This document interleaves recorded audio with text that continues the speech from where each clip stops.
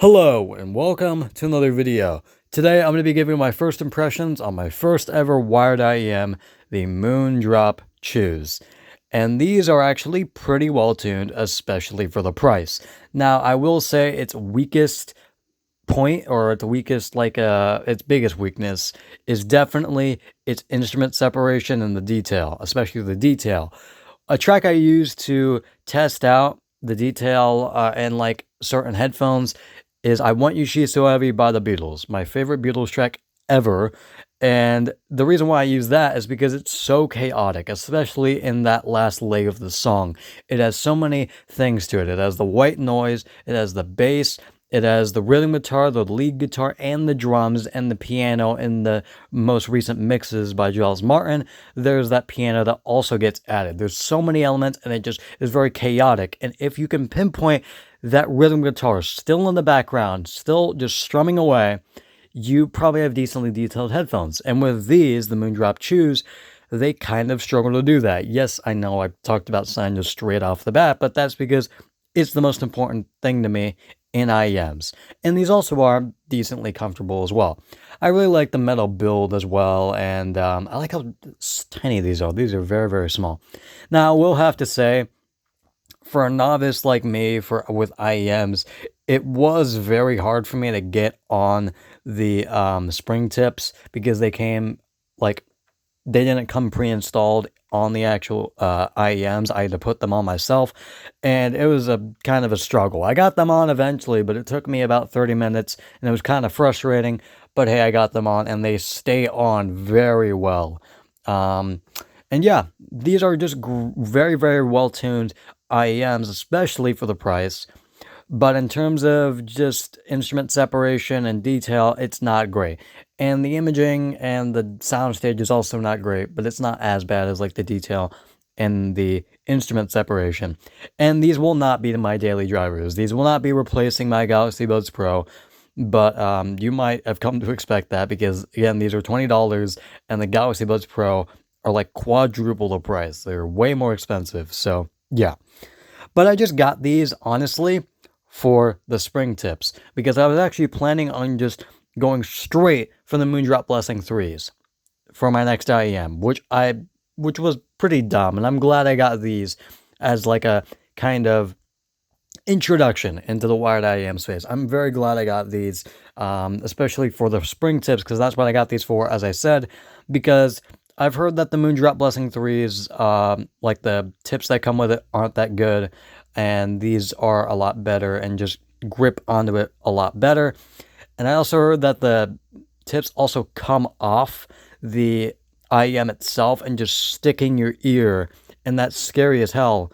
And that's another reason why I got the spring tips, because I heard that they stick on easier and they just stick on way more often and don't just come out as often.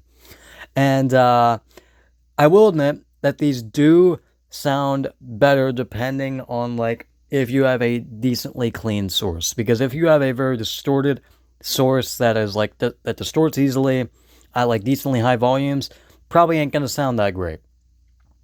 And an example of a very, very, very bad dongle that I have that I just use with my phone is this. I got this for about $6, and I got this because it looked okay, it looked decent enough, and it had decently high reviews, and now I know basically not to trust any reviews unless it has images, and even if it does, to still be a little bit wary, because this was rated like 4.7 stars on Amazon. This thing is dog shit. It distorts extremely easily. If you see this on Amazon, don't get it. It just sucks. It distorts very easily at like 100 or above volume. The treble is distorted as all hell, and it's awful to listen to. And not only that, just connecting it to my phone and then just trying to plug in the IEMs, it kind of crackles and pops before it actually goes in all the way. So that's the sign of a great dongle. But yeah, my Apple dongle that I also got, just like as a backup, which I'm very, very glad I did, works way better. But I will admit, I use an Android phone. Yes, haha, laugh at me.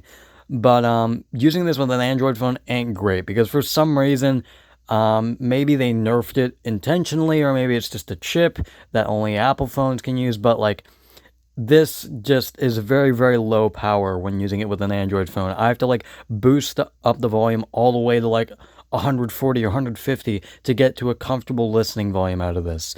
So yeah, just be wary of that. And the bad thing about that is that when I plugged this in, and as I said, it distorted to high heaven, it destroyed my hearing for like a second. It was awful. In fact, this thing sucks, and it's a waste of money, and I will never use it ever again. That thing is terrible, and it wasn't that expensive, as I said, $6, but this was about $9, only about $3 more, simple math, and is way better. So, yeah. But the Moondrop Chews, just giving it a little TLDR before the video ends. Great tuning, especially for the price. Well, not great tuning. Good tuning in general, but great tuning for the price. But not great instrument separation and not great detail, and just kind of imaging and soundstage. Not great in those two fields, and not very good at all in the other two. But yeah, that's basically it. And also, they're decently comfortable and are pretty well built. But I will be kind of worried about this non-detachable cable. So, yeah. But that's going to be about it. I'm really glad I got these, and it's a pretty good introduction to the wired IEM space, and I just got these in the first place because, again, I just got them for the spring tips, and who knows, I might get the Moondrop Blessing 3s. I'm still thinking about it, if I even want to in the first place, if I want to replace my Galaxy Buds Pro, or if they even will. But, yeah, that's basically it, and I will see you guys later. Goodbye.